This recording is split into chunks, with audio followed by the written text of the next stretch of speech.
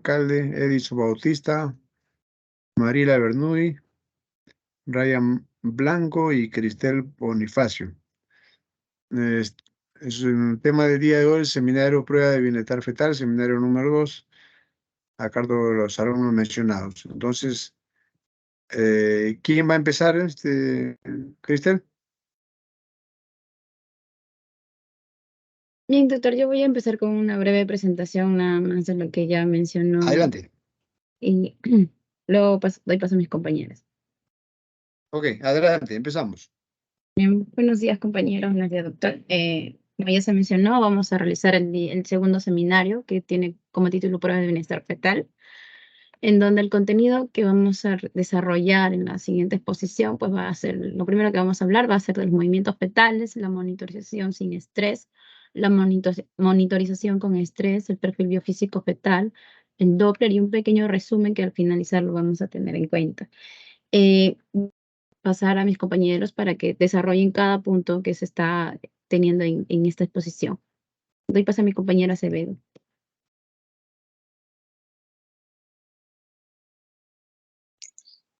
Buenos días, doctor y compañeros. Bueno, vamos a tocar el primer punto que vendría a ser movimientos fetales. Siguiente, por favor. Ya. Bueno, a esta pues la vamos a definir como señales de función y coordinación del sistema nervioso central. Va a tener una importancia, pues, ¿no? De poder nosotros estar atentos ante estos movimientos fetales y también ante el aumento o también disminución de dichos movimientos. Entonces, esto va a tener una importancia, pues, porque es, digamos, una adecuada adquisición del patrón normal de los movimientos fetales que nos va a indicar un correcto desarrollo neuromuscular, que también, pues, nos va a indicar el correcto mantenimiento de los movimientos fetales y, por tanto, nos va a dar una información acerca del bienestar fetal.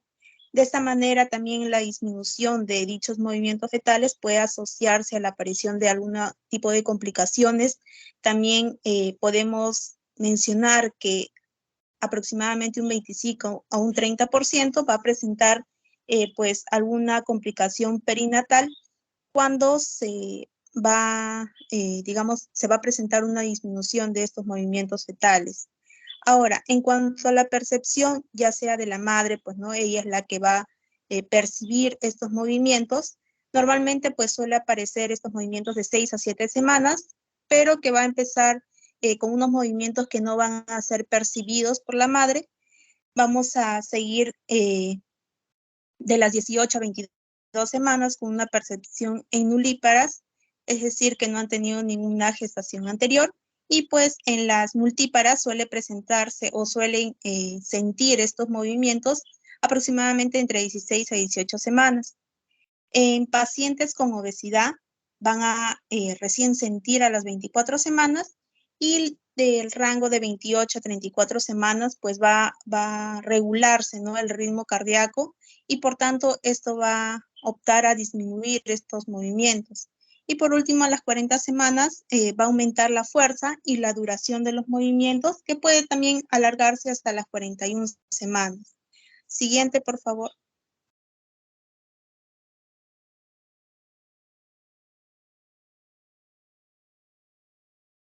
Bien, acá vamos a tener alguna clasificación de los movimientos fetales. En este caso vamos a dividirlo en tres, que es la normoactividad, hipoactividad e hiperactividad, perdón. En la normoactividad, pues vamos a tener que lo normal va a ser de 4 a 100 por hora, pero vamos a, digamos que lo más frecuente encontrado va a ser que de 17 a 99 movimientos fetales. En este caso nos va a indicar, digamos que un rango relativamente normal nos puede indicar un bienestar fetal.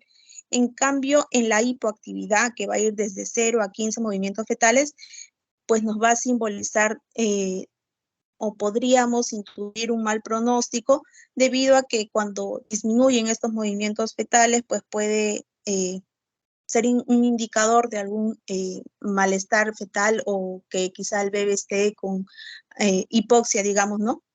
En cuanto a la hiperactividad, pues esta ya es mayor de 100 y también vamos a poder identificarlo mediante el índice con mejor pronóstico de la estimulación vibroacústica.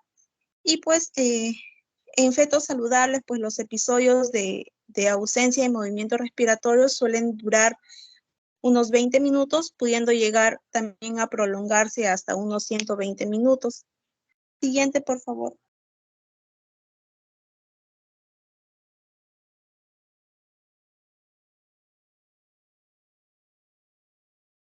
Bien, acá tenemos un cuadrito pues en el cual nos va a graficar pues los promedios de movimientos fetales contados durante los periodos de 12 horas. Como tenemos acá en la imagen, pues en cuanto a la edad gestacional en semanas, entre la semana 28 y 34 se van a presentar los picos más altos, es decir, donde va a haber un mayor movimiento fetal, ¿no? Siguiente, por favor.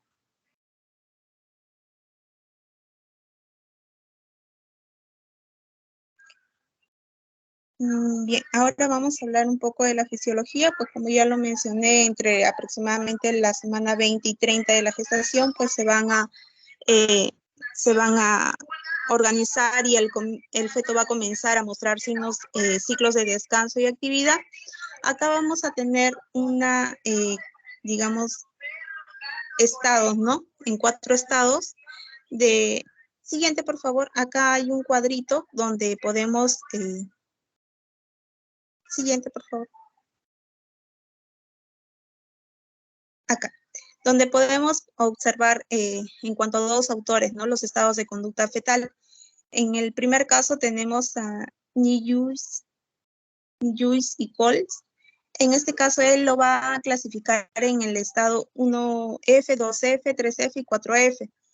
A comparación, pues, del autor de Pillay y James, que, pues, este lo va a clasificar en 3, que es la kinestesia fetal, sueño activo y vigilia. En el primero, pues, vamos a encontrar que es un estado, en el estado 1F, vamos a encontrar un estado de inactividad, sueño tranquilo, con un estrecho rango oscilatorio del ritmo cardíaco fetal. En el 2F vamos a tener pues un feto dormido activo con movimientos gruesos. También vamos a tener que ese estado es análogo al movimiento ocular, que vendría a ser el sueño de movimientos oculares rápidos, ¿no? O también al sueño activo en el neonato. En el 3F, pues vamos a mencionar que se encuentra el feto despierto y quieto. Esto va a influir en movimientos oculares continuos en ausencia de movimientos corporales y sin aceleración del ritmo cardíaco. Esta existencia de este estado de 3F, algunos no lo consideran, digamos, aún está en bastante controversia, si podría clasificarse también en este estado, ¿no? De 3F. Ahora, en el estado 4F, pues se van a producir movimientos vigorosos del cuerpo con movimientos oculares continuos y también aceleraciones del ritmo cardíaco, pues que se corresponde con el estado de vigilia en recién nacidos. Ahora, en el siguiente autor, que es de James, en la quiescencia fetal, vamos a tener un sueño profundo, no va a presentarse movimientos oculares y la duración va a ser de hasta 50 minutos. En cuanto al sueño activo, vamos a tener unos movimientos oculares rápidos, el estado fetal más frecuente y también una presencia de algunas aceleraciones. En cuanto a la vigilia, se va a encontrar un desvelo activo. También vamos a encontrar múltiples aceleraciones y variabilidad normal. Por favor, la anterior. Bien, acá como en pequeño resumen, en el estado 1F no vamos a encontrar pues movimientos oculares y tampoco movimientos corporales. En el estado F2 sí se van a encontrar tanto movimientos oculares y corporales. En el F3 pues solo vamos a encontrar unos movimientos oculares más no corporales, y en el estado F4 vamos a encontrar ambos, tanto movimientos oculares y corporales. Siguiente, por favor. Siguiente.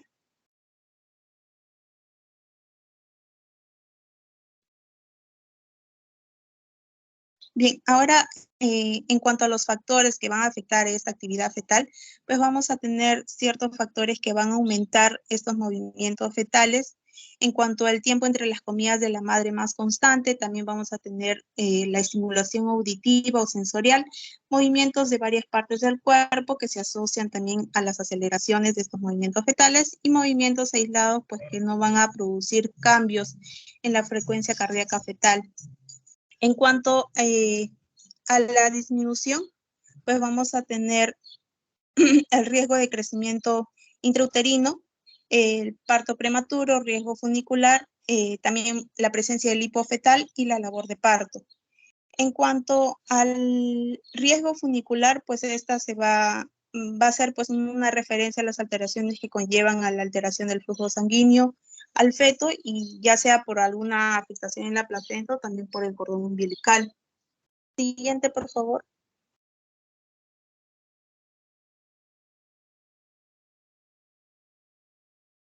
Ahora, para mencionar los métodos de evaluación del monitoreo fetal, pues vamos a encontrar acá el monitoreo cardiotocográfico. En esta se va a correlacionar los movimientos fetales y su actividad. También vamos a determinar la integridad del sistema nervioso central y vamos a evaluar la frecuencia y el tipo de movimientos fetales. Ahora, en cuanto a la estimulación vibroacústica, pues vamos a encontrar acá el método para evaluar sobre estímulos de sonido de 150 a 200 decibeles. El feto en la semana 30 pues va a responder con una aceleración sostenida de la frecuencia cardíaca fetal y el feto a término pues la duración puede presentarse hasta de 1 hora y en cuanto al perfil biofísico fetal pues vamos a tener una reactividad fetal de al menos 2 aceleraciones relacionadas a movimientos fetales en 30 minutos y movimientos respiratorios al menos 30 segundos en 30 minutos. Movimientos corporales de al menos 3 movimientos corporales en cuanto a las extremidades en un rango de 30 minutos y el tono fetal pues se suele presentar inflexión y extensión de miembros y cuanto al líquido amniótico al menos 2 centímetros. Siguiente, por favor. Y ahora vamos a hablar un poco de las consideraciones del primer nivel de atención en cuanto a los movimientos fetales, pues tenemos que estar atentos, ¿no? Siempre si la madre nos indica o nos manifiesta que el feto no tiene movimiento a lo largo del día, pues tenemos que sospechar en cuanto a una muerte del feto quizá, a una disminución del líquido amniótico que está afectando al feto, ¿no? Ciclos del sueño del feto y por último hambre y sed. En cuanto a la disminución de estos movimientos fetales van a existir diversas digamos que definiciones, ¿no? de estos tipos de disminución de movimientos fetales, pues tenemos que considerar en este caso la no percepción de movimientos fetales a partir de las 24 semanas de gestación. Cuando no se presenta estos movimientos ya en las 24 semanas de gestación, pues se puede sospechar de algún indicio negativo, ¿no? En cuanto al feto. Y también cuando tenemos la ausencia aguda de los movimientos fetales, mayor a 2 horas de duración en una gestante que anteriormente los percibía estos movimientos y pues no, ahora ya no los percibe. Podemos tener también una percepción subjetiva de la gestante de una disminución respecto también al patrón habitual de los movimientos fetales, pues que van a durar mayor a 12 horas. Y pues en estos casos no se debe de, digamos, de pasar las 48 horas si es que la madre no siente en ningún tipo de movimiento dentro de las 24 horas, acudir inmediatamente a emergencias, ¿no? Siguiente, por favor.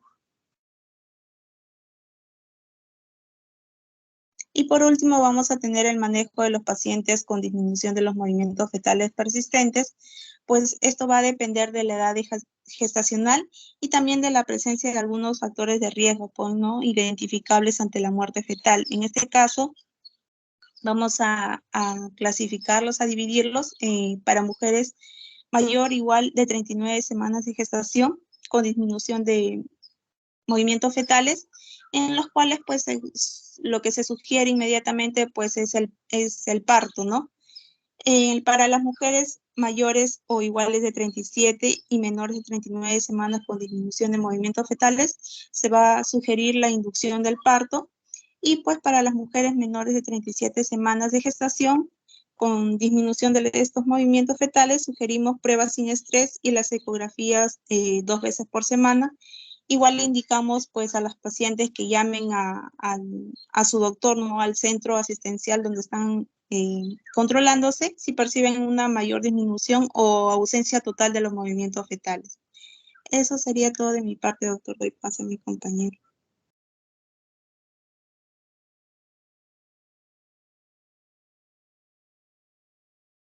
Muy buenos días, Muy doctor. bien. Muy buenos días, compañeros.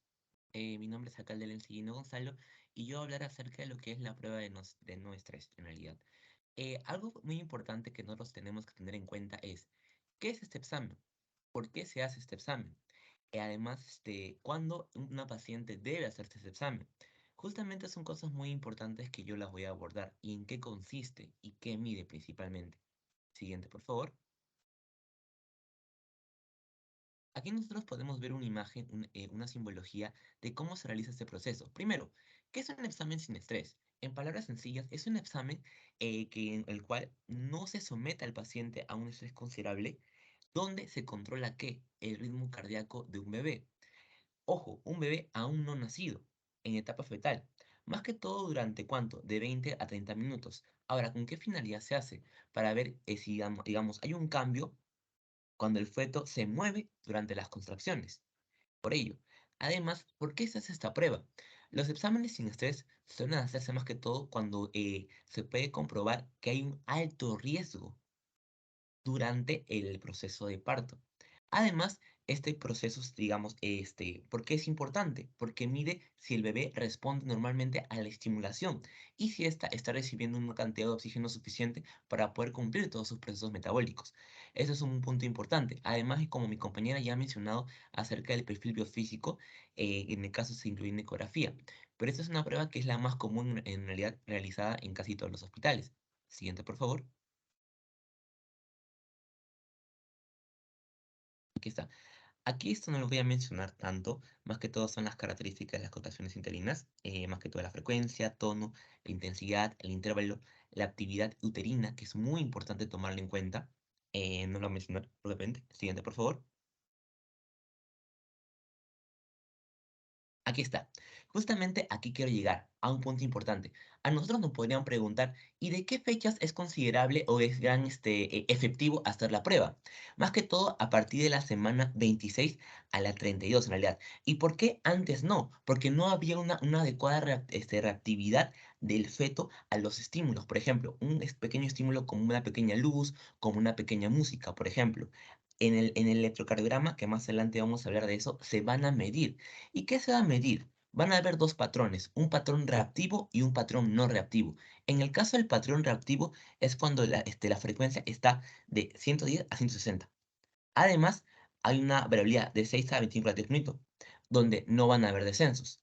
En este caso, cuando el patrón no sería reactivo, cuando en este caso puede presentar taquicardia o bradicardia fetal en realidad.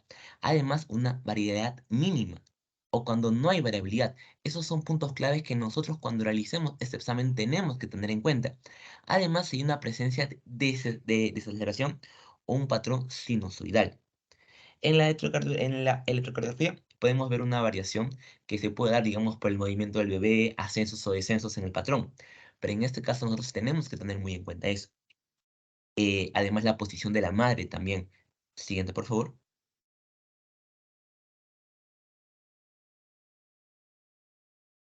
Aquí, es muy importante, ¿por qué nosotros o qué es lo que nosotros vemos en el electrocardiograma? Primero, la prueba sin estrés, tengo que mencionar, se usa para medir la frecuencia cardíaca leve. Eh, ya mencioné por qué no se hace. ¿Y qué ocurre? Primero se acuesta una silla reclinable a una camilla de la madre. Aquí un profesional de salud, lo que le aplica lo que es el gel sobre el abdomen, se ponen los receptores y es cuando se mide. Esto se va a medir mediante un EG. En este EG van a medirse lo que fueron los latidos. Y justamente se va a medir también o se va a apreciar los cambios que van a haber en las ondas. Puede ser en unos casos que no haya más que todo, incluso llegué a leer por la posición del bebé, e incluso más adelante voy a poner ejemplos de cómo poder estimularlo. Como ya había mencionado, el estímulo que se puede dar en las pruebas sin estrés puede ser música. E incluso puede ser pequeñas luces que se hacen en la parte, bueno, en la parte abdominal para ver cómo cambia. Y como ya mencioné, una prueba reactiva es que sí o sí debería haber variabilidad en realidad. Se recomienda la CO, que es la asociación, ese colegio estadounidense de ginecólogos, recomienda hacerlo cuando, recomienda hacerlo a partir de la 32ª semana. Esto es un punto importante. Además, también van a haber características importantes. Por ejemplo, se hace también esta prueba en pacientes que estén en alto riesgo obstétrico. E incluso también cuando hay presencia de, digamos, de restricción de crecimiento uterino. En esos casos también sí está muy condicionado a hacer la prueba para poder ver cuál es el procedimiento a continuar. Siguiente.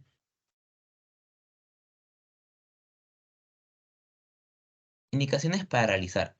Eh, Justamente aquí, digamos, más que todo, a ver condiciones relacionadas al embarazo y también condiciones maternas. Estos puntos son clave e importante porque nos va a indicar cuándo sí o sí tenemos que realizarlo.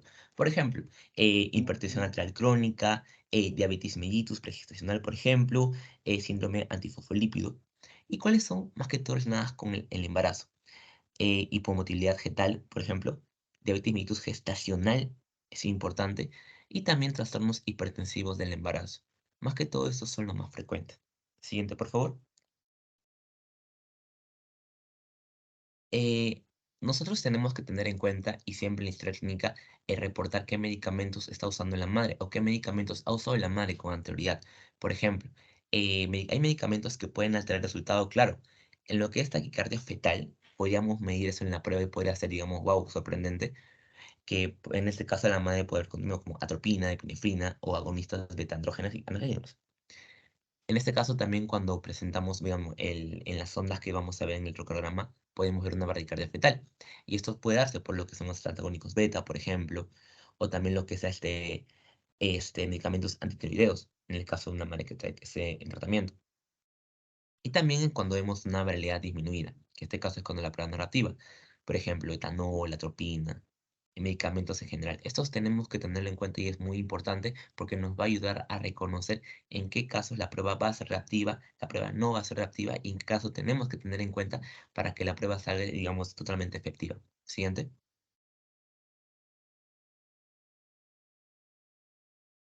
Aquí hay algo que quiero mencionarles, que es el concepto de reactividad. ¿Qué es la reactividad? Es la actividad oración que va a mostrar el bebé ante el estímulo que por ahí podríamos presentar. Y justamente son estímulos comunes al momento, digamos, realizar la prueba fetal. Por ejemplo, que es la administración de glucosa exógena, por ejemplo. Y lo más común, bueno, que está viendo es la estimulación vibroacústica. Más que todo, ejemplo, ponemos música, una canción y vemos cómo hay un cambio en lo que es las ondas que van a ser graficadas o también pequeñas luces que se ponen en la parte abdominal y vemos que todo también la variación es algo muy curioso y me parece algo muy interesante en realidad. Y también lo que hay una manipulación fetal, más que todo durante la cardiografía, por ejemplo. Siguiente. Aquí vamos a ver cuando la prueba es reactiva, como ya se mencionó, por ejemplo, 15 latidos por minuto por encima de la línea basal. Esto, digamos, puede dar una transmisor de bienestar fetal que indica que el bebé está, digamos, en un adecuado.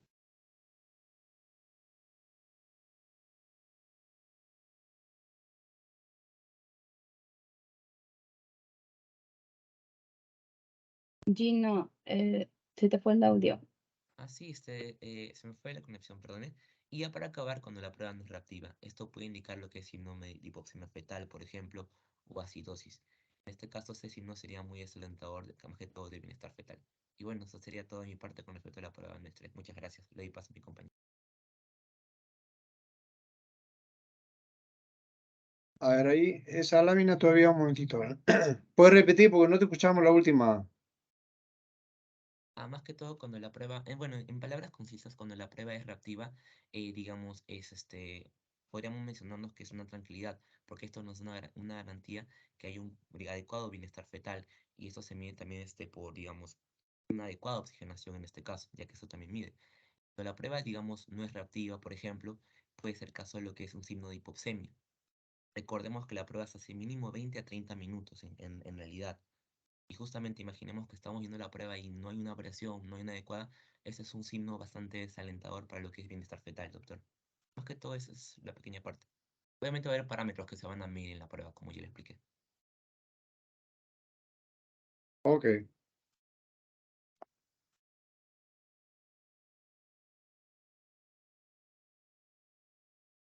Bien, continuando con la exposición, soy el alumno Bautista Gaona Edison Enrique. Vamos a continuar con lo que es monitorización con estrés o test estresante.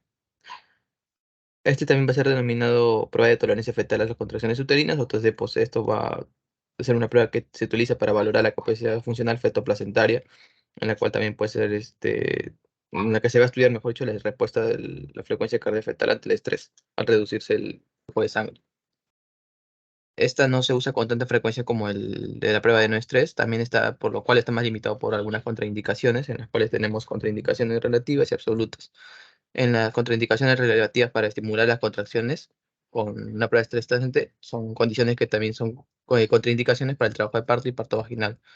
Entre las relativas tenemos, ¿no?, como la placenta previa, la vasoprevia, la cesárea clásica previa, cirugía uterina extensa, pacientes con alto riesgo de parto prematuro y ruptura prematura de membranas. Por ejemplo, en contraindicaciones absolutas podríamos tener lo que es un sufrimiento fetal agudo, amenaza de parto pretérmino, hemorragias de la segunda mitad del embarazo, por ejemplo, como lo que es placenta previa también, incompetencia cervical y algunas situaciones como y posiciones anormales. Siguiente diapositiva.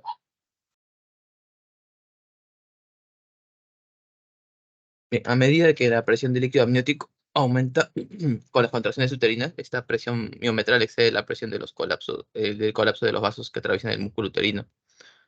Esto va a reducir finalmente el flujo de sangre al espacio intervelloso, con lo cual van a ocurrir periodos de intercambio, periodos breves de intercambio de oxígeno alterado. En caso que existiera una patología uteroplacentaria, esto va a provocar las desaceleraciones tardías del ritmo cardíaco fetal. Las contracciones también pueden producir un patrón de desaceleraciones variables como resultado de la compresión del cordón, lo que sugiere un oligohidramnios. Siguiente diapositiva. Respecto a lo que es la técnica la técnica de esta prueba, va a requerir, como la prueba anterior, un registro simultáneo de la frecuencia fetal y de la actividad uterina mediante una cardiotocografía. También puede intentarse clínicamente auscultando la frecuencia cardíaca fetal, obviamente inmediatamente después del inicio de la contracción uterina, buscándose desaceleraciones tardías, ¿no?, lo que son los DIP2. La gestante va a estar en decúbito lateral izquierdo o un semifowler, ¿no?, para prevenir un síndrome de decúbito supino. Se va a realizar los mismos pasos que la prueba anterior, la no estresante. Se va a realizar el registro basal durante 10 minutos, periodo que se aprovecha para realizar la prueba no estresante y para detectar alguna contractilidad uterina espontánea. Si es que no hay contracciones uterinas espontáneas de tipo parto, estas se van a inducir mediante la infusión de oxitocina hasta lograr 3 a 4 contracciones en 10 minutos, ¿no? Siguiente positivo. Algunos autores también doctores provocan las contracciones uterinas con oxitocina endógena, ¿no? Estas van a ser inducidas su liberación a través del estímulo del pezón. Para ello, la gestante procede a frotar el pezón durante 2 a 5 minutos o hasta que comience la contracción. Así sucesivamente puede ir alternando el pezón. En caso que no haya una respuesta luego de 15 minutos, se le indicará que estimule ambos pezones al mismo tiempo. Una vez obtenido un buen patrón de contracciones, unas de 3 a 4 cada 10 minutos, luego se efectúa la prueba que continúa el registro de la frecuencia cardíaca fetal y contracciones hasta obtener los valores de contractibilidad similares a los del inicio de la prueba.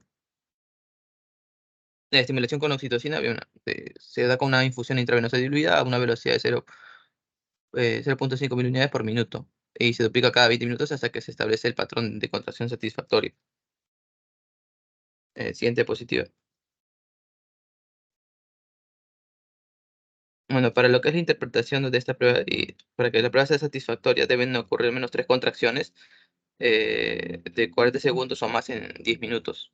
En caso de que la prueba salga negativo, cuando las contracciones uterinas no alteran la frecuencia fetal basal, o sea, sería una ausencia de DIP2. Esto va a indicar una buena reserva fetal de oxígeno y da un margen de seguridad mínimo de una semana en gestaciones sin riesgo. Normalmente es la conducta a seguir es repetir la prueba semanalmente, o sea, 7 días. Si es que la prueba resulta positiva, es que hay compromiso fetal, esto es cuando se registra un DIP2 en 50% o más de las contracciones, incluso aunque haya frecuencia de contracciones menor de 3 en 10 minutos. Esta prueba positiva refleja una deficiente reserva fetal de oxígeno, con alta probabilidad de muerte o depresión neonatal. En la conducta se dice que si el pulmón todavía está inmaduro, se deja reposar a la paciente en decúbito lateral izquierdo y se administran betamiméticos para frenar la actividad uterina y glucocorticoides para estimular la maduración pulmonar fetal, ¿no? Y así, tras 72 horas se puede proceder a una cesárea. Si es que en caso ya existiera madurez pulmonar, debe culminarse la gestación a la brevedad, ¿no? Por la vía más accesible en ese momento. Normalmente, la madurez pulmonar se adquiere, creo que a partir de las 35 semanas. En caso de que haya una prueba dudosa o sospechosa, es cuando se registra hundidos intermitentes o descensos variables significativos. Acá la conducta sería repetir la prueba a las 24 horas hasta que se defina como positivo o como negativo. Y en caso de que haya una prueba insatisfactoria, cuando el trazado de lo que es la frecuencia fetal sea de mala calidad o su interpretación sea difícil o dudosa, se tendría que repetir el mismo patrón que el anterior, ¿no? Que la sospechosa, o sea, repetir a las 24 horas. Gente positiva.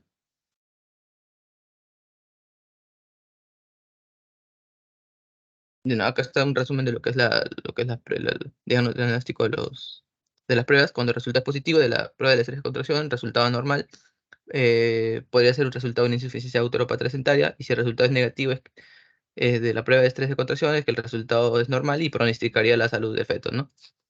Bueno, eso sería todo de mi parte. Gracias.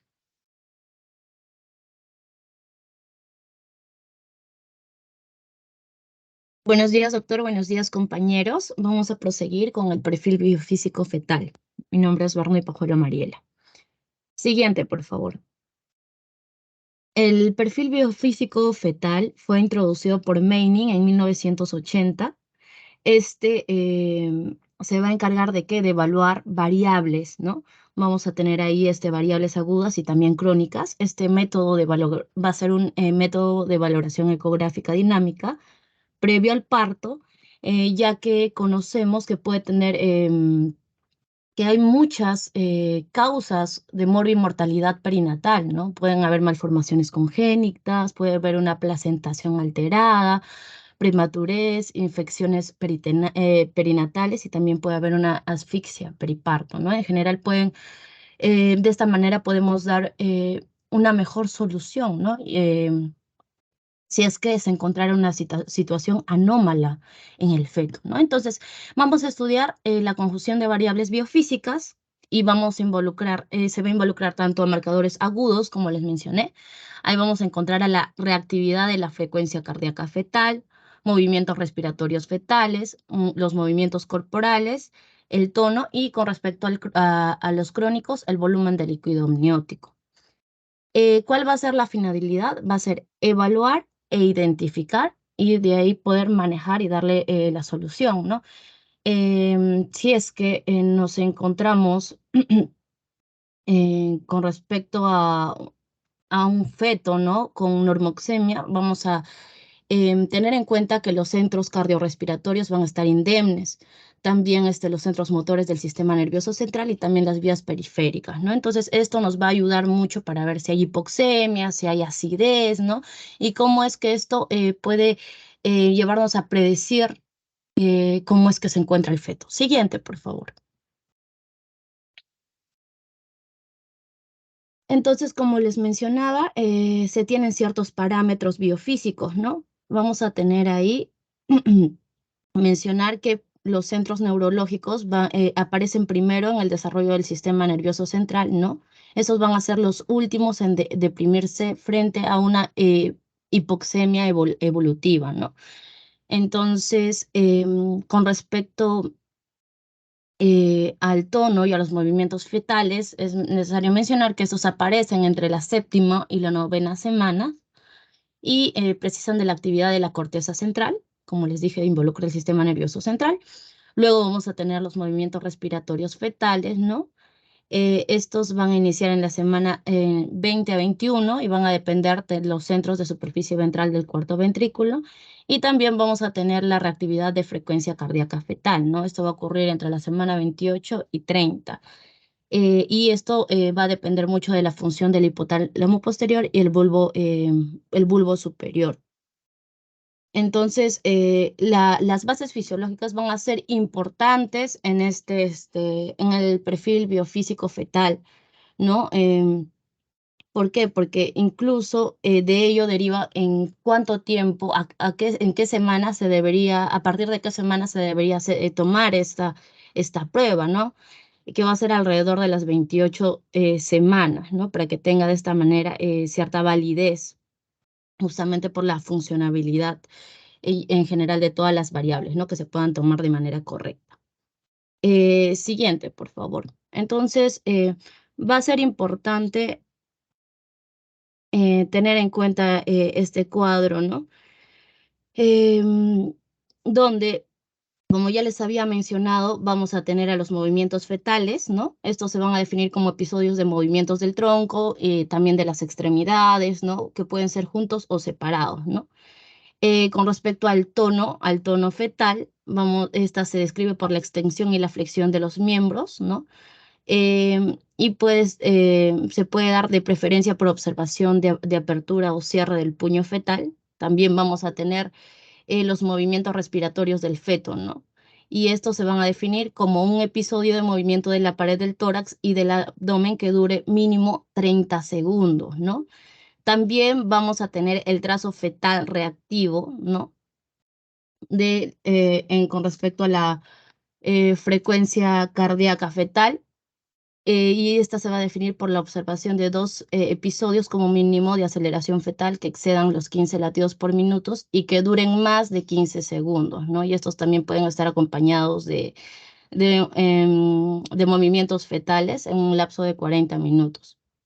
Entonces, acá en esta tabla podemos observar, ¿no? El perfil biofísico de Meining, donde si es que nos encontramos frente a un feto que realiza estos movimientos va a tener 2 puntos, mientras que cuando no lo realiza en ausencia o fuera de los parámetros va a tener 0 puntos, ¿no? Con respecto a los movimientos fetales respiratorios, entonces si se tiene al menos un episodio de 30 segundos durante 30 minutos de observación, se le va a dar 2 puntos. Y si es que existiera ausencia o o se diera menor, si este fuera menor de 30 segundos, se le coloca 0 puntos, ¿no? Con respecto a los movimientos fetales corporales, si es que estos al menos son 3 movimientos, ¿no? Que puede ser parte del tronco, los miembros superiores e inferiores, se deben de dar en 30 minutos en ese lapso, ¿no? Al menos 3 movimientos, o sea, puede ser 4 o 5. Si es que fueran menos de 3 movimientos en 30 minutos, esto es algo anómalo y se le colocan 0 puntos, ¿no? Con respecto al tono fetal, debe tener al menos un episodio de extensión o flexión, extensión-flexión de miembros o troncos y apertura y cierre de mano, ¿no? Si es que no existiera, también es anómalo, 0 puntos. Vamos a tener ahí a la reactividad fetal y al menos 2 episodios de aceleraciones asociadas a movimientos fetales durante 20 minutos. Y si es que esto fuera inferior a 2, se le coloca 0 puntos, ¿no? Y ya el líquido amniótico, ¿por qué se le considera como un parámetro crónico? Si es que existe la disminución, como sabemos, el líquido amniótico se va a producir no solo por la excreción renal, ¿no? Del líquido, y también va a deglutir, ¿no? El feto. Entonces, si es que esto va a ir disminuyendo con respecto al tiempo, no va a ser instantáneo, por eso es que se le conoce como crónico. Si es que hubiera alguna falla, los primeros órganos en estar hidratados van a ser el cerebro, ¿no? y por eso es que va a ir disminuyendo con respecto al tiempo, por eso es crónico. Entonces, con respecto al líquido amniótico, va a ser normal si al menos una cisterna de más de 2 centímetros, ¿no? Si encontramos al menos una cisterna de más de 2 centímetros, y si es que fuera menor de 2, esto es anómalo. Entonces, un resultado normal va a ser de 10, de 8 a 10, ¿no? Cuando lo catalogamos así. Un resultado dudoso va a ser de 5, anterior, por favor. Un resultado dudoso va a ser de 5 a 7 y un resultado normal va a ser de 4 a 0, ¿no? Y bueno, esa sería mi exposición. Muchísimas gracias. Buen día.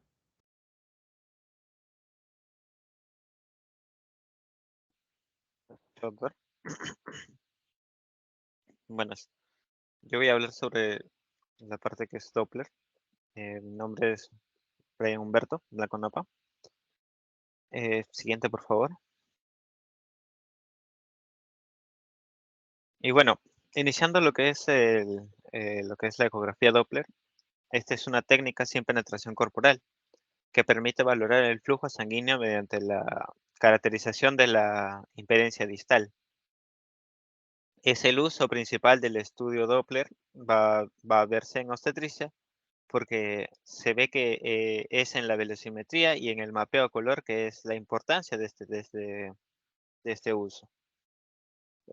Cuando las ondas sonoras chocan con un blanco en movimiento, la frecuencia de ondas se reflejan y se desplazan en proporción a la velocidad y la dirección de esta. Vamos a ver que esta desviación del Doppler es un fenómeno que ocurre cuando las ondas de luz o el sonido se mueve en relación con el observador, el cual detecta un cambio de frecuencias de ondas. Un hecho importante en obstetricia es que el estudio Doppler puede usarse como, bueno, mejor dicho, para reconocer el volumen y la velocidad en los vasos maternos y fetales.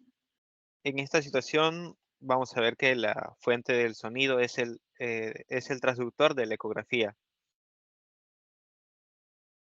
El blanco en movimiento es la columna y los eritrocitos que fluyen en los vasos y las ondas sonoras reflejadas que se observan mediante el transductor de la ecografía. Vamos a ver que bueno, no el inventor necesariamente, pero el que dio la idea para hacer este aparato se llama Christian Doppler, bajo las ondas, que era un físico matemático que nació en 1803 y murió en 1853. Todo esto va en base al estudio de Marie Curie, que también usó sus mismos estudios. Vamos a ver que las ondas se ven de dos tipos. Se ven en mapeo a color y, o sea, en Doppler a color y en Doppler espectral. Vamos a ver que el equipo Doppler de onda continua tiene dos distintos tipos de cristales. Uno que transmite ondas de alta frecuencia y el otro que recibe señales en forma constante. Y no puede usarse para mantener imágenes de vasos sanguíneos en la ecografía. Y vamos a ver que el Doppler en onda continua se usa para evaluar el movimiento en el tiempo. El Doppler de ondas de pulso se utiliza solo un cristal que transmite la señal y luego espera hasta que reciba la señal de regreso. Esta va a transmitir lo que es una onda. Y vamos a ver que va a dirigirse en vasos de interés y visualizarlo de forma precisa. El Doppler de onda en pulso también puede configurarse para permitir un mapeo a color con un software que presenta un azul, que es cuando el flujo sanguíneo se aleja del transductor, y un rojo, el cual se aproxima al transductor. Vamos a ver que existen varias combinaciones de este tipo, pero eso ya es irrelevante en este momento. Puede usarse de los dos tipos. En la actualidad se valoran 3 circuitos vasculares, que es la arteria umbilical, la arteria cerebral media y el vaso de conducto venoso, con la tecnología Doppler para determinar la salud fetal y puede ayudar a programar partos y fetos con restricción de crecimiento. Siguiente, por favor. Bueno, como vemos en las aplicaciones clínicas, el efecto Doppler, como se ve en la figura 1, la frecuencia recibida por el observador varía según la fuente emisora de sonido que se aproxime o se aleje de esta. Esa es la fuente básica. En los principios físicos de este efecto se describe que el cambio de frecuencia puede producir cualquier onda y existe movimiento relativo entre la fuente emisora y el receptor.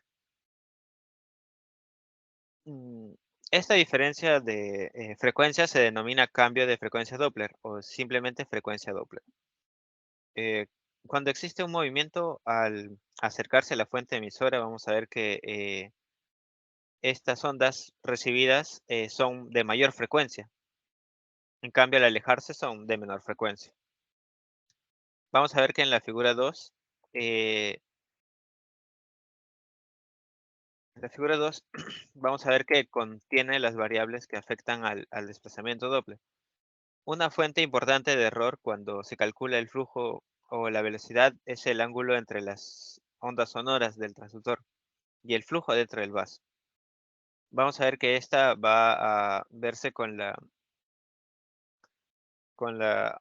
ecuación del FD 2 F0 B coseno sobre C, donde FD es la frecuencia reflejada, que es la diferencial de la frecuencia.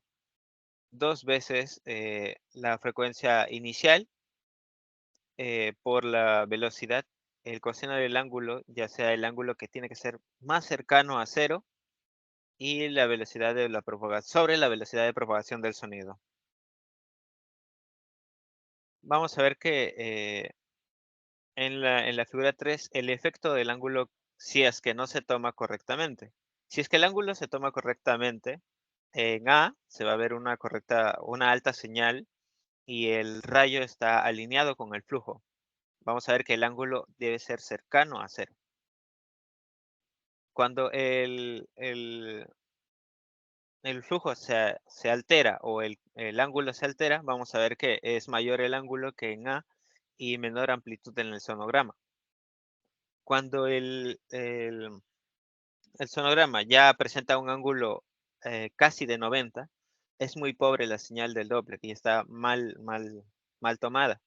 Y el D ya es cuando es en contra, el flujo se aleja totalmente y la señal puede ser hasta negativa. En la figura 4 vamos a ver que es un esquema de onda Doppler que describe los 3 índices de uso frecuente. Claro que este es el más sencillo, que es un índice sistólico diastólico. Compara el flujo sistólico máximo con el flujo al final de la diástole. Vamos a ver este va a evaluar la impedencia. Se ha estudiado el flujo en muchos casos, maternos y fetales, y para comprender mejor la fisiología del bebé, o del feto, mejor dicho. Eh, se va a ilustrar en varios vasos sanguíneos las ondas correspondientes y el análisis se va a emitir totalmente en diferentes ondas. Siguiente.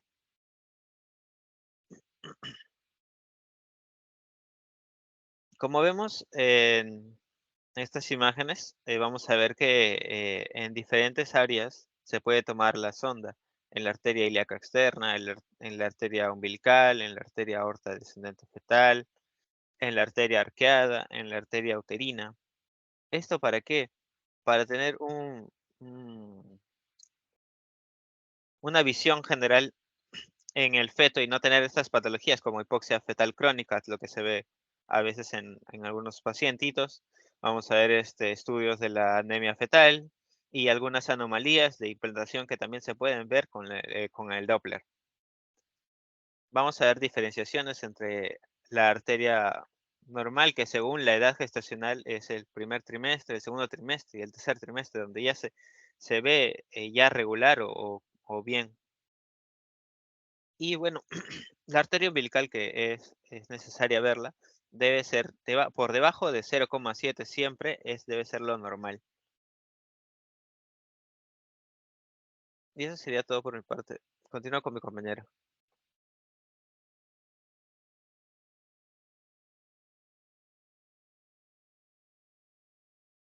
Bien, ya para finalizar la actividad del seminario de hoy, vamos a hacer un breve repaso de lo que se ha expuesto, que es algo pequeño nada más.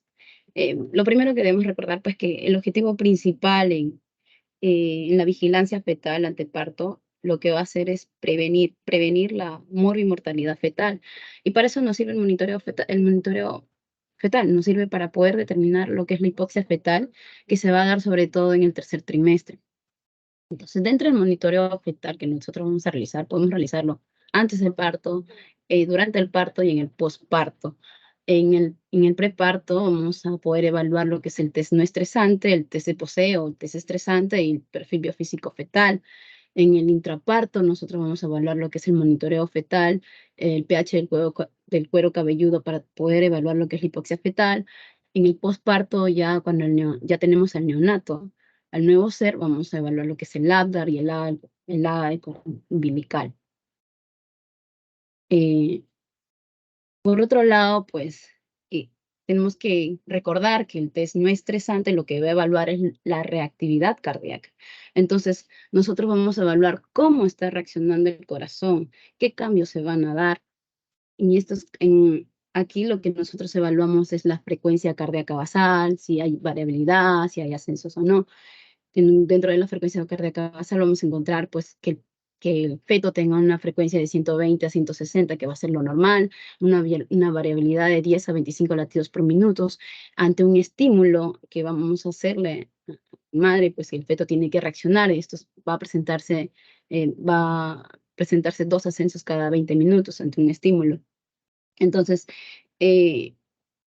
nosotros vamos a hacer que este test, pues este resultado que nos dé, si hay una buena frecuencia cardíaca, si hay una buena variabilidad, si tiene aceleraciones, o sea, hay ascensos, quiere decir que estamos ante un test reactivo. Un test reactivo me indica pues, que el feto está normal. Y si el feto está normal, si este test sale reactivo, nosotros continuamos con el embarazo, o sea, continuamos con los controles prenatales. Pero, ¿qué pasa si el test sale no reactivo? O sea, quiere decir que va a haber una alteración, ya sea en la frecuencia cardíaca, ya sea en la variabilidad o en los ascensos. Si hay una alteración en estos patrones que estamos mostrando dentro de lo que se va a evaluar el test no estresante, lo que vamos a hacer es realizar la prueba del test de POSE o el test estresante, donde aquí en este cuadrito lo voy a explicar mejor. Si bien es cierto, les hablé sobre el test no estresante, que evalúa lo que es la reactividad del corazón, en donde si está reactivo este test, si todo está normal, vamos a continuar con el embarazo, vamos a continuar con los controles prenatales de nuestra gestante. Pero si este test nos sale no reactivo, donde hay alguna alteración o sale indeterminado, vamos a realizar lo que es el test de POSE, en donde vamos a administrar oxitocina vía intramuscular a la madre 10 unidades internacionales. ¿Para qué? Para estresarla, para generar contracciones uterinas, logrando así una dinámica uterina de 3 contracciones cada 10 minutos. ¿Para qué es este test? Para poder nosotros ver el comportamiento más que todo. Al generar nosotros lo que son las contracciones uterinas, nosotros vamos a ver el comportamiento de la frecuencia cardíaca. Entonces, nosotros llamamos un test de POSE positivo o un test de POSE patológico cuando vamos a encontrar DIP2 en más del 50% de las contracciones uterinas. Ya después terminando esto, voy a mostrarles unos cuadritos donde voy a señalar el DIP2, DIP1 y DIP3. Pero si este test de POSE sale negativo, o sea, es normal, no vamos a encontrar DIP2. Entonces, quiere decir que hay bienestar fetal, continuamos con el embarazo. Pero si es patológico, necesariamente tenemos que hacer cesárea. Entonces, como ya lo había mencionado, al generar nosotros las contracciones uterinas por medio de la oxitocina artificial, vamos a ver el comportamiento de la frecuencia cardíaca. Entonces, en el DIP1, lo que vamos a evaluar aquí es cuando hay un aumento de contracción uterina. Cuando la contracción uterina se incrementa, el latido cae. Y si se dan cuenta, el latido cae, un ratito. Y si se dan cuenta, el latido cae a la misma velocidad o al mismo tiempo, perdón, que la contracción uterina se incrementa. Entonces, a esto, donde hay una semejanza, digamos, en donde cae el latido y aumenta contracción, a esto se le llama DIP 1. O también se le llama DIP precoz temprano, que esto va a ser más que todo fisiológico. ¿Por qué? Porque esto se va a producir más que todo por la compresión de la cabeza fetal durante el trabajo de parto. Esta caída es fisiológica. Entonces, en el parto, cuando la cabeza se comprime, lo que va a generar fisiológicamente es el estímulo del vago. Y esto, pues, este estímulo del vago va a ir hacia el corazón del feto. Y nosotros sabemos pues que el vago al ser parasimpático lo que va a generar es disminución de lo que es el latido cardíaco. Entonces, por eso esto de acá se ocasiona.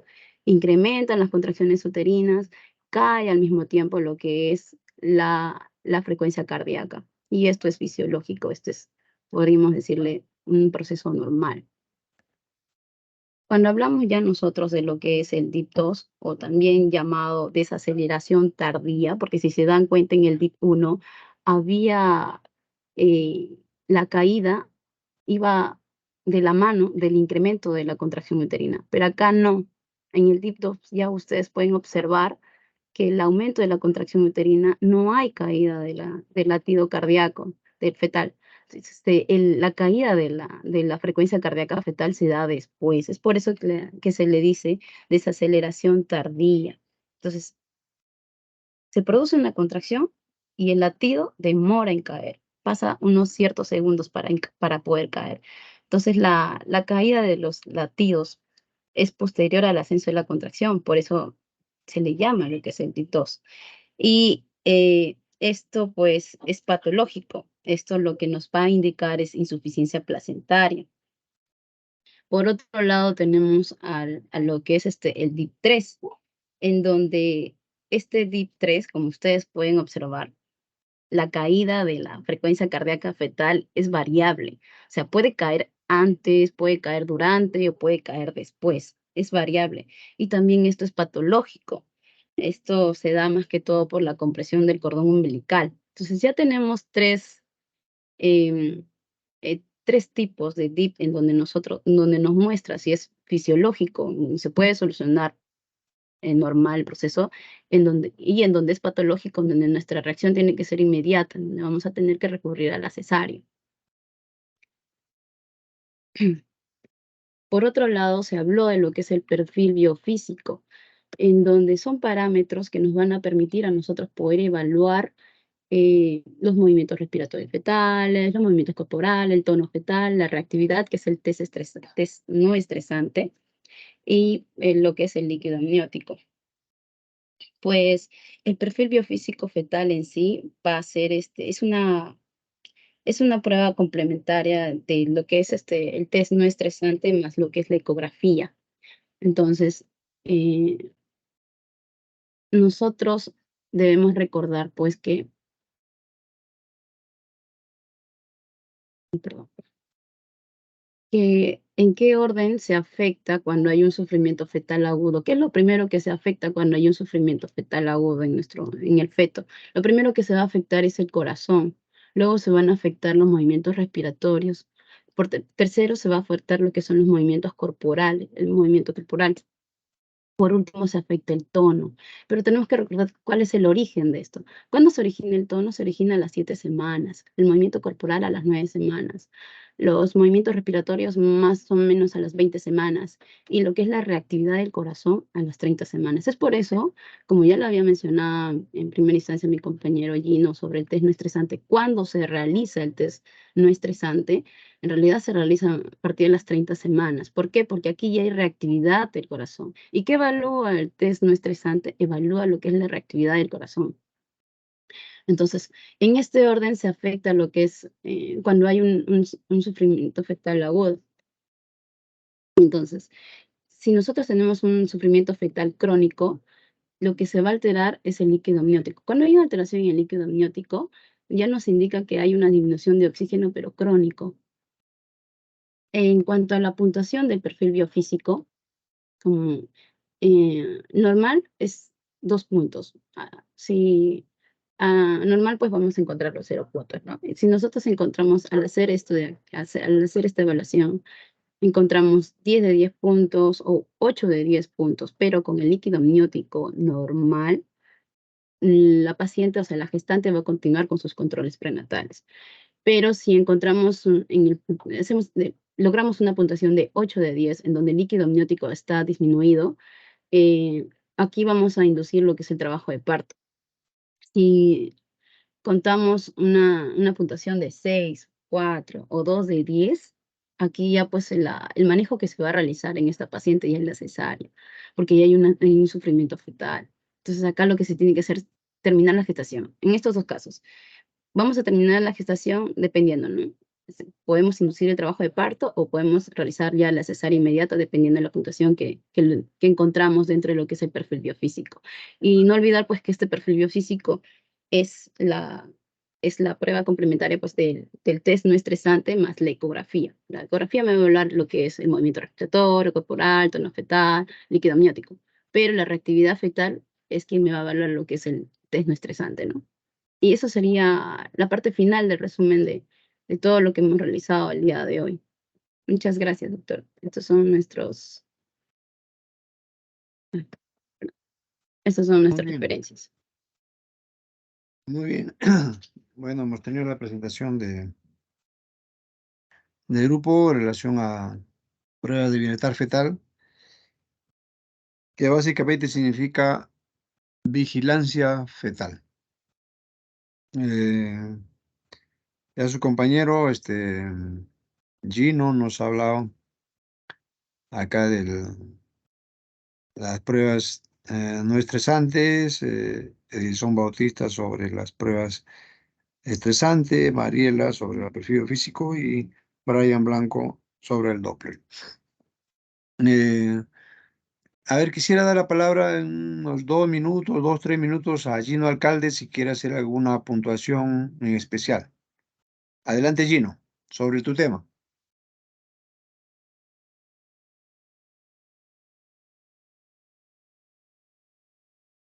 Gino Alcalde, Buenas, ¿se me escucha? ¿Se me escucha, compañeros? no te escuchamos bien. A ver, arregla tu micro. ¿Ahora se me escucha mejor, doctor? Ahora sí mejor. A ver, ¿tú quieres puntualizar Ya. sobre tu tema, sobre la prueba no estresante? Adelante.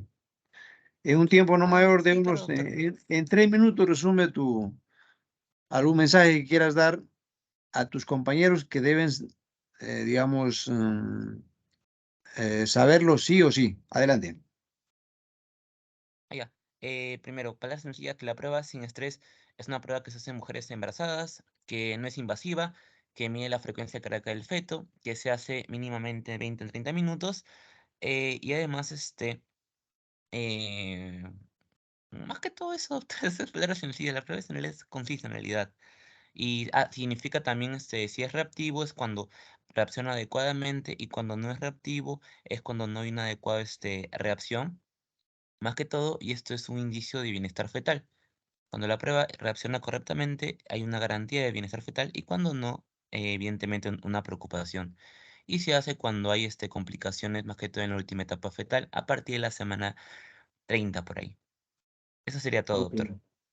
Ok, Gino, si tienes una prueba de un NST, una prueba no estresante que te dice que tienes 6 sobre 10, ¿qué es lo que tienes que hacer?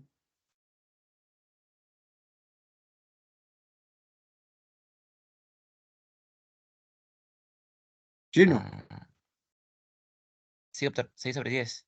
si tienes una prueba de bienestar fetal, eh, PNS o NST, le dicen, ¿sabe qué? Pero no estresante. 6 sobre 10, ¿qué hacemos? Al toque. Ah, ya. Si la puntuación es, digamos que se valora la cantidad de líquido amniótico y el gestacional al finalizar. No, no, está bien, pero ¿qué sigue? ¿Lo dejas a la paciente ahí? ¿Qué va a hacer? ¿Cuál es tu conducta? A ver.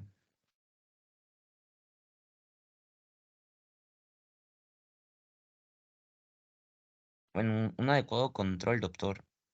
Más que todo 6 de 10, como se comenta, se valora la cantidad de líquido amniótico. Ya. Pero, Entonces, ¿qué vas a pero hacer? bueno, Cesárea, doctor. Cesárea. ¿Alguien del grupo quiere decir lo mismo o lo contrario? A ver. Defiéndase como grupo. A ver, ¿qué dice? A ver. ¿Qué dice Cristel?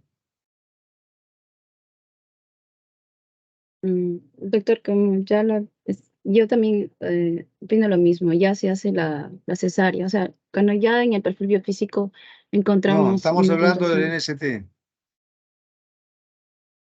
de la prueba no estresante. Tienes 6 sobre Ah, 10. ¿Qué haces? si es 6/10, procedemos a realizar lo que es el test de POSE. Ok, entonces una prueba estresante. Sí, doctor. Ya, a ver. ¿Qué dice Edilson Bautista? Doctor, si es 6 sobre 10, pues normalmente debería, la conducta sería como no reactiva, habría como compromiso fetal. Y si se, ¿Qué se, hacemos? ¿Qué se, se hacemos? repite, ajá, se persiste y se realiza lo que es el test estresante en este caso. O sea, un test estresante, como citocina. Claro, endógeno o Ok, exógeno podría ser. ok. Si tenemos a la mano a ver qué nos dice Mariela. Mariela tiene a cargo el perfil biofísico. A ver qué dice Mariela. Sí, doctor, con respecto al perfil biofísico, bueno, está ya No, anómalo, no, ¿no? no, Entonces, estamos hablando sobre el caso que hemos planteado. Una paciente que es una gestante de término que tiene un perfil, un ST 6 sobre 10. con respecto a ello, doctor, se valoraría Rápido. la cantidad de líquido amniótico, doctor, ¿no? Ya. Y bueno, seguir controlando el embarazo, doctor. Ok, mira, hay una forma, si tenemos solamente una ecografía a la mano, solamente una ecografía y no estamos capacitados para hacer un perfil biofísico, hay que hacer una ecografía para valorar de manera rápida, es el famoso perfil biofísico modificado, ¿no? ¿Te acuerdas? ¿Sí? En que con el Sí, doctor. NST le hace una ecografía y ves el líquido. Entonces el perfil es un perfil biofísico modificado, en que tú unes el NST más el ILA prácticamente de lo que es el líquido amniótico en la ecografía simple. Y con eso dices, ponte que encuentras un líquido, pues menor de 2 o de un ILA menos de 50. Entonces, hay un serio compromiso de bienestar fetal, pero aún así, entonces lo que tienes que ir es, bueno, si tienes el perfil físico, es el perfil físico, lo complementas, que tampoco es invasivo, eh, y de repente tienes un perfil físico, se vuelve a salir, decíamos, 6 sobre 10, pero la indicación es la siguiente, no de frente vamos a ir a la cesárea, sino podemos hacer una prueba estresante, ¿ok? Y en la prueba estresante vamos a determinar podemos encontrar este, ya los dips que han mencionado ustedes puntualmente. Ok, entendido. Sí, doctor. Sí, doctor. Ahora ya, si en el test estresante encuentras ya desaceleraciones tipo dip 2, ¿qué vas a hacer ya, Cristel? Si encuentro las desaceleraciones DIP2 en más del 50% de las contracciones uterinas, doctor, bueno, la cesárea. Ahí sí, recién la cesárea, ¿no?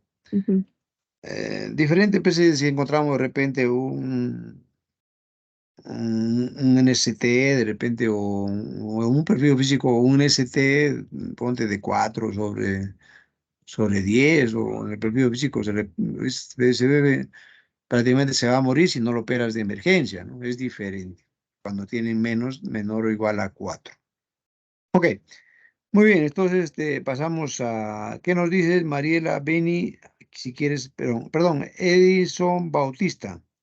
3 minutos para que puedas puntualizar si tienes a bien sobre tu tema que tus compañeros tienen que saber sí o sí de tu A ver, exposición. aprovechando lo que acaba de mencionar, doctor, yo mencioné que cuando es la prueba positiva del compromiso fetal en lo que es la prueba estresante, cuando se registra DIP2 más del 50%, es que la conducta es, si es que el pulmón está inmaduro, se realizaría lo que es bueno, se procedería a la cesárea, ¿no? 72 horas después, una vez que se administren betamiméticos. Y si existe la madurez pulmonar, se puede culminar la gestación a la verdad, o ahí ya sería por la vía que esté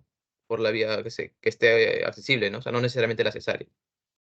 Se puede inducir el trabajo de parto, solo A si el ver, a pulmón ver, está maduro. O sea, la madurez pulmonar fetal. a ver. Cuando tú ya encuentras DIP2 en un trazado, digamos, o sea, las relaciones DIP2 más del 50%, independientemente que sea a término o pretérmino, se opera el paciente, no, simplemente le quita la oxitocina, oxigenoterapia, hidratación y todo regresa a su normalidad de trazado. Pero la indicación es cesárea, o sea, no. Ah, claro, claro. Si es 50% a más, Es, sí, doctor. Si es más del es 50%, sí. cesárea, es cesárea, no, es que ya no nos interesa si es pretérmino o es a término, o sea, simplemente ese bebé tiene que sacarlo, porque ese paciente, si tú lo dejas 24 horas en el trayecto, incluso por la dinámica puede parar y se recupera digamos, su trazado, todo normal, oxigenoterapia, hidratación, pero si tú lo dejas 24 horas hasta que muera, no, olvídate, eso se te puede morir ese bebé y te vas a hacer famoso porque se te murió un bebé en tu cara, ¿no? Muy bien. Entonces, ¿algo más quiere decir Edison? No, doctor, solamente era eso. Ok. Gracias por la corrección. Entonces, eh, si el OCT es negativo, ¿qué significa?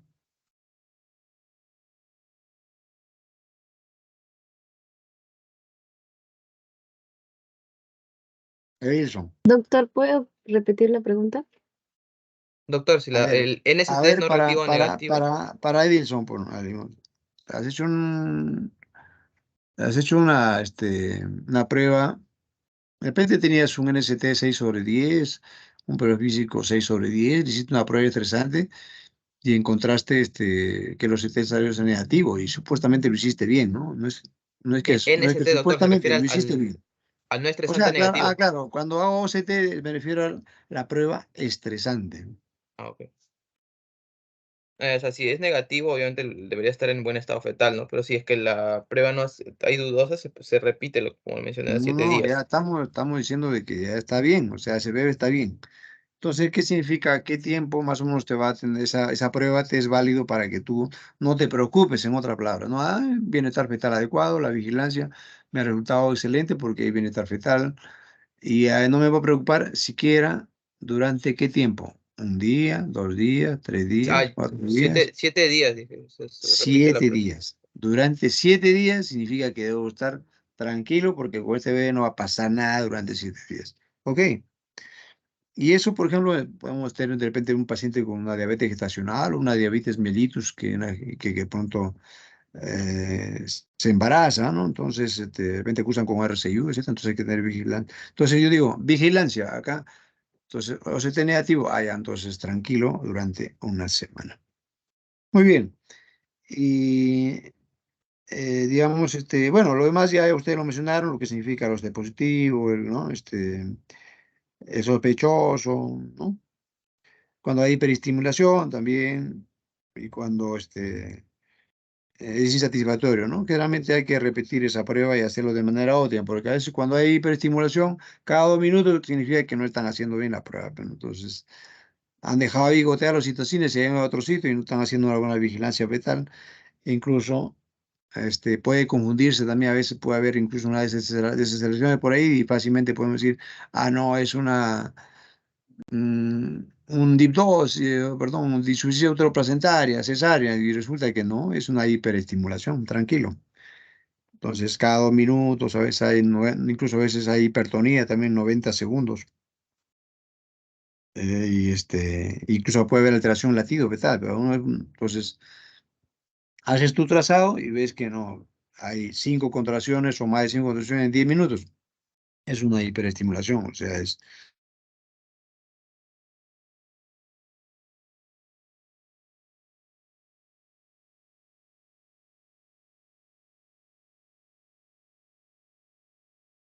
en 3 minutos como máximo sobre el perfil biofísico fetal.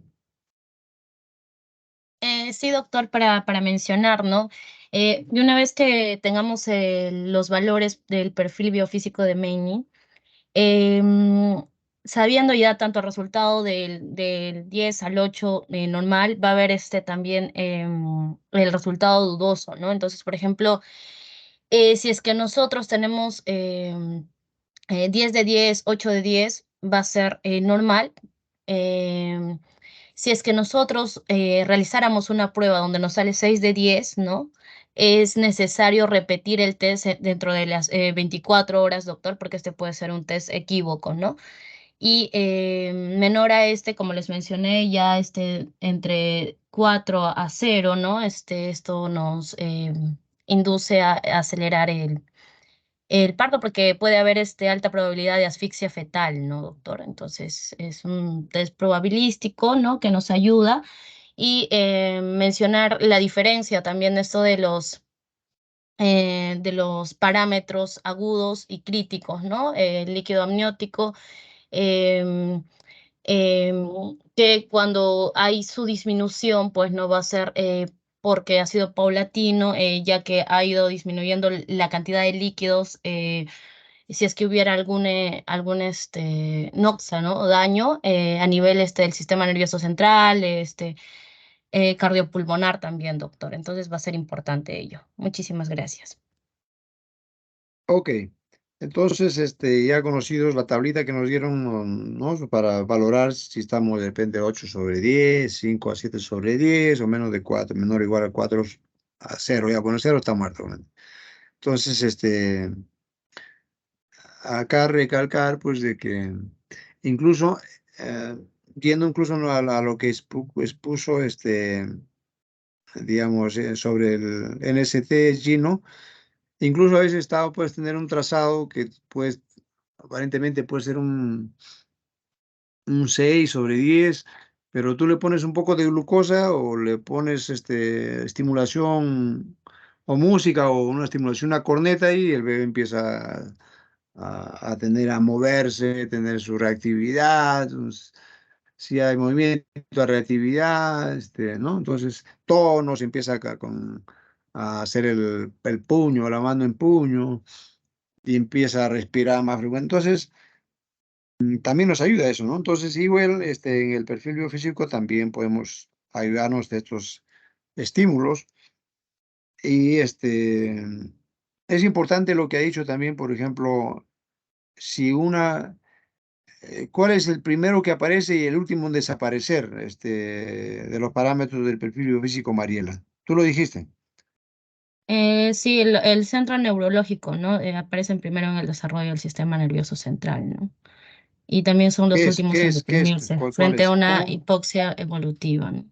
Ya, o sea, todo ello este, se traduce a qué? O sea, ¿qué es lo primero que aparece y lo último que desaparece? De los parámetros Eh, del perfil. ya, el tono y los movimientos fetales, doctor. Ya, el tono. La respuesta es, Mm. digamos, el tono. Y por eso si tú encuentras un bebé con una mano extendida, ese bebé no hace puño para nada, es una mano extendida que durante los 30 minutos que dura tu perfil, está no contrae su mano, no hace puño. O sea, ese bebé, recuerden que el tono es el último en desaparecer. Y si encuentras así, significa que ese bebé se te puede morir en cualquier momento. ¿Me entiendes? Entonces, eso es la importancia que tiene, ¿no? Entonces, pero por eso es el primero en aparecer, o que va controlado por la corteza cerebral, como tú dices, y, y el último en desaparecer. ¿Ok? Muy bien, Sí, entonces, doctor. si alguien quería decir algo, ok. También a Brian Blanco, a ver, ¿puedes decirnos, Sí, doctor.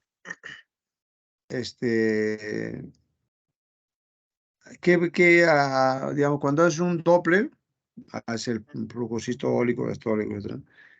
Eh, si yo tengo, por ejemplo, quiero hablar el Doppler de un feto, entonces tú dijiste que debe A, B, C, D, ¿no? Generalmente lo más puntual. ¿Cuáles son esos parámetros que nos sirven de manera muy puntual? Que lo Bueno, mencionaste, ¿ah? Pero hay que fijar el ajá, concepto. claro. Debemos ver las ondas de color, ¿no? Las ondas, ver que primero, evaluar que tenemos todo el equipo completo, ¿no? Tener la máquina, tener el, el calcito que ya es relevante, pero también se pone, y dar que el ángulo que es importante para este trabajo, como ya tiene un software, el ángulo ya va, dependiendo de nosotros, eso ya es práctica, ¿no? Que te tiene que enseñar. A ver, te repito Y, la pregunta. En todo caso, ¿qué vasos importantes vas a evaluar? ya. Los vasos importantes que vamos a ver son la arteria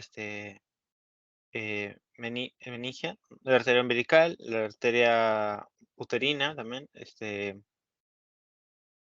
y también otros que son también el conducto arterioso, el conducto venoso, que también son importantes evaluar al pacientito, ¿no? Para poder ver si hay hipoxia fetal crónica, un estudio también de la anemia Ya. fetal y unas anomalías de implantación. Eso es todo. Eh, no, me dijo que basar a lo más importante, Claro, porque necesitamos pero, evidenciar modificaciones. claro, pero te estás olvidando de uno. A ver, acuérdate tú que, porque si yo quiero ver, por ejemplo, retardo de crecimiento intrauterino, también veo la arteria umbilical, el ducto venoso, perfecto, pero veo algo, te está faltando algo muy importante arriba. Las arterias uterinas te sirven, saber que son también como predictores de preeclampsia, ¿no? Claro. Entonces, pero, a ver, ¿te acuerdas o no? Si no lo digo una vez, es La, la arteria la arteria cerebral cerebral media, media. sí. Claro. Si tú ves ahí, de acuerdo, cómo es la inversión, si hay el flujo está bien o hay inversión de flujo, ¿no? De repente, Ujú, claro, el cerebro para tener el oxígeno que necesita, los órganos nobles, se invierte el flujo y va para allá, ¿no? Entonces, y tú ves ahí una inversión de flujo y tú puedes, con eso básicamente puedes mandarlo a la emergencia para que lo hagan una cesárea, porque hay una inversión de flujo, ¿no? ¿Ok? claro. ¿De acuerdo, Brian? Sí, doctor. Gracias. Ok. Para los asistentes acá, porque estamos ya a punto de terminar. A ver, nuestros asistentes aquí presentes.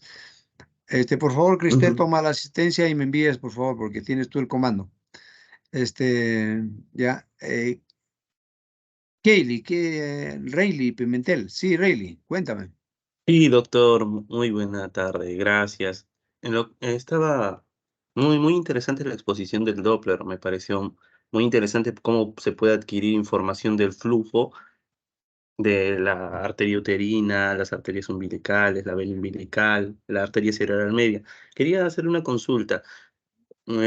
Cuando tenemos una valoración de la arteria cerebral media y tenemos una umbilicalización, es decir, que el espectro de la arteria cerebral media se parece a la de la umbilical, ¿ese sería un criterio para una cesárea o ese es un criterio para que hagan pruebas estresantes? Mira, cuando ya vemos que hay una inversión de flujo, como te repito ya, o sea, en su afán, digamos, el cerebro para mantener la oxigenación, prácticamente se está invirtiendo el flujo, ¿no? Y eso te da en cifras. Tú pones ahí en el doble tanto eh, el índice de resistencia, índice de pulsatividad, índice de resistencia, ¿sabes qué? Y tú haces, lo pones ahí, también te lo da, está en fracción. Y ves de que está invertido, o sea, mm, ya es una indicación de que ese paciente debe ir para la emergencia.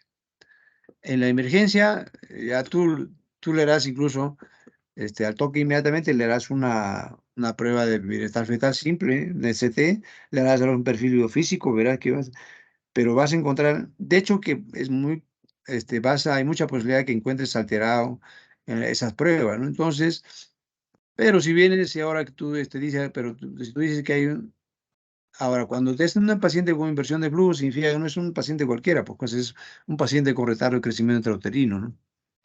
Entonces, probablemente cuando haces el bioflujo físico vas a ir al tema del... ¿Te acuerdan que ustedes mismos lo han dicho que el hallazgo de que hay un problema crónico es el líquido? De repente le has ido más la ecografía, le hacen y le encuentras un hilo de menos de 2 centímetros, menos de 20 milímetros. O sea, ese bebé, y aparte ya, si tú te vas a ver también el NCT, vas a encontrar que en línea recta, ya, o sea, no hay ni variabilidad, no hay reactividad. Entonces ahí en ese momento tú vas a tomar la decisión y yo diría que no el 100%, pero el 90 o 95% ese paciente va a terminar en cesárea, ¿no? Pero sí, a tu acotación me parece muy bien, porque si tenemos pruebas para valorar y con un simple NST y un líquido, lo defines si ese paciente debería terminar en cesárea, ¿no? Porque son pacientes de riesgo, a cualquiera no le haces un Doppler también, ¿no? Significa que tú, o sea, estás sospechando, este bebé tiene, digamos, tiene 35 semanas. Sin embargo, tiene altura uterina, 25. Digo, algo está pasando acá. A ver, vamos a... Le haces tu Doppler, hay una inversión de flujo. Le das un ST, un perfil biofísico y vas a encontrar. Es más, de repente encuentras ya el puño, no hay puño, hay mano extendida, líquido menos de repente un ida menos de 20, o sea, tiene que entrar a operar. Entonces, de todas maneras, recuerden que de todas maneras los exámenes acá son exámenes auxiliares, ¿no? Que tienen su sensibilidad y su especificidad. Significa que cuando nos hablamos de que la prueba funcional de todas en sí es el OCT, o sea, la prueba estresante, ¿no? Esa es realmente la prueba funcional. Si te dice que es, lo digo, OCT negativo, significa que está detectando al verdadero sano, ¿no? Entonces, tiene una especificidad, digamos, 98%, 99%, o sea, te está diciendo, si te dice negativo, está bien, pues, se detecta el verdadero sano. Pero un NST, un perfil biofísico, su sensibilidad, pues te llega pues a un 70%, 60%, ¿no? Entonces no es funcional. Y si yo tendría que decir cuál es la prueba más importante, todas son importantes, pero la más importante, ¿cuál sería eh, ¿quién me preguntó últimamente sobre el Doppler? Yo, doctor, yo Ya, pregunté. claro. Si tú me preguntas cuál es la prueba más importante, pues hay que obviamente es el OCT. Pero si yo ya tengo una inversión de flujo y ¿sabe qué? Tengo que armar un ST, un perfil, ya no es necesario incluso ni llegar al OCT. Porque lo llevo al OCT, uy, ni bien empieza el OCT a gotear, ya empiezan las aviones. Ya pero la prueba más importante de todo esto, incluido por encima del Doppler, por encima del ST, del perfil de vida, es una prueba funcional. ¿Cuál es la prueba funcional? Porque es algo natural, o sea, tú vas a ver la estrechez, en qué medida se va siendo, está goteando, se va produciendo el flujo, se ve la estrechez del vaso, no le llega el flujo, no le llega el oxígeno y empiezan los dips. Significa que, porque incluso si tú avanzas con la prueba, vas a simular una fase activa, ¿no? Pues por ello cuando tú catalogues que un OCT negativo y vas a decir que esto es, o sea, digamos, por su especificidad vas a decir que no voy a catalogarlo como negativo, significa que debo hacer cada 3 minutos, 60 segundos, ¿no? Intensidad, 3 cruces, listo. 3 cruces significa, pues, es como tu frente, ¿no? Duro, ahí no se ves duración, intensidad de la contracción y tiempo de duración, ¿no? Entonces ves, con eso catalogas, este es un OCT. O sea, se ve, no le va a pasar nada porque ha simulado una fase de TIR. Por conclusión, es una prueba funcional, que prácticamente ya es 99% de especificidad, posibilidad de determinar al verdadero sano. Porque a nosotros nos interesa es detectar al verdadero sano, sí o no, pero también detectar, a ver su sensibilidad, ¿no? Y dice ahí que si se encuentran los DIPs, es un ensuciado, entonces ahí que tenemos que pasar a sala. Entonces, el OCT tiene una alta especificidad y sensibilidad. ¿Correcto, Rayleigh? Gracias, doctor. Muy amable. Correcto, muy bien. A ver, Romero, Celia Romero. Celia.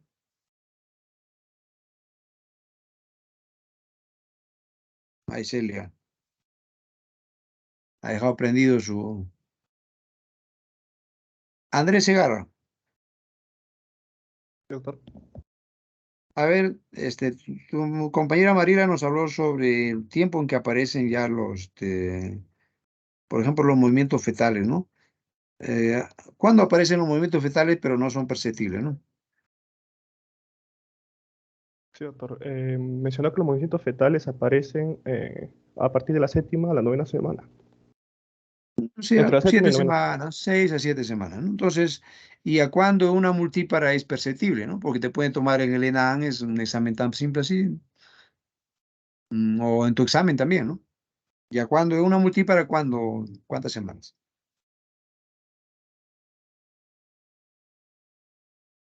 Una multípara, doctor, quizá un poco más temprano.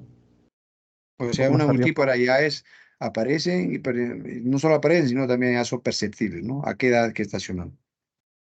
Puede ser a las 18 a 22 semanas, 16 a 18, 15 a 16, ¿te acuerdas o no? Si no te acuerdas, no hay problema, pero revísalo, ¿ah?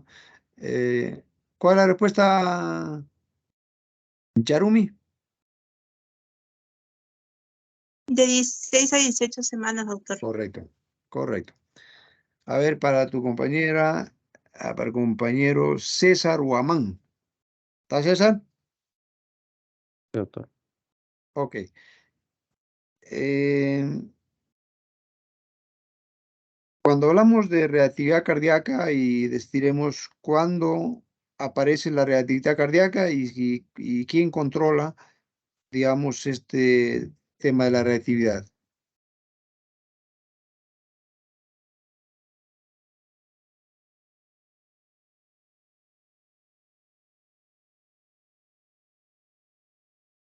Me pregunta en qué semana, doctor, y quién lo controla. No Claro. escucho bien. ¿Lo sabes? No lo sabes. Si no, pasamos, no hay problema, para no perder el tiempo. Estoy tratando de acordarme. Ya, ok. Sí, doctor. Pero sí sabes a qué edad debemos pedir el perfil biofísico, perdón, la prueba no estresante, ¿no?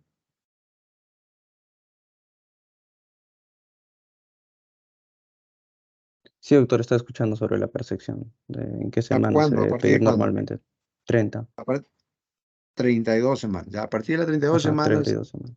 ¿Por qué? Porque de alguna manera tiene relación, pues, con cuando aparece, por ejemplo, la reactividad cardíaca, ¿no? 28, 30 semanas. Entonces, tú te vas a lo seguro a hacer un perfil físico a partir de las 32 semanas, ¿no? Entonces, perdón, una prueba no estresante a partir de las 32 semanas, ¿no? Porque ya hay madurez ahí en sus, digamos, sobre todo cuando recuerden, cuando digo, incluso cuando ese tema que también planteó ahí,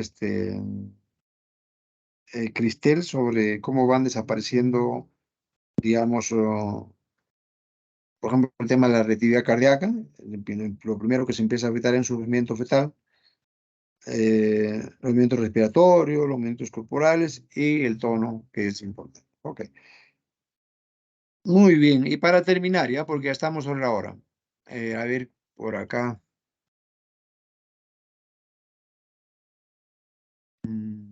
Elita Hernández. Buenas tardes, doctor. ¿Sí me Ahí está, escucha? Elita. Ahí está, Elita. Elita, decíamos, a ver, ¿qué es prueba estresante sospechosa? ¿Y qué hay que hacer frente a ello, no?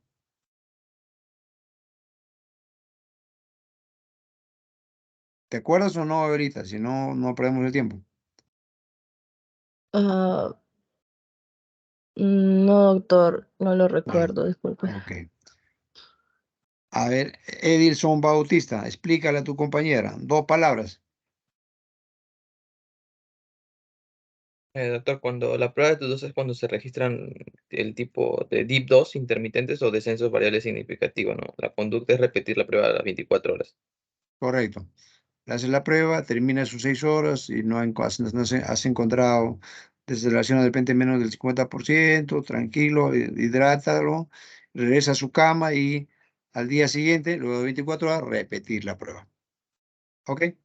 Muy bien, entonces son las 12:36, hemos concluido el seminario del día de hoy correspondiente a la prueba de bienestar fetal, que es sinónimo de vigilancia fetal.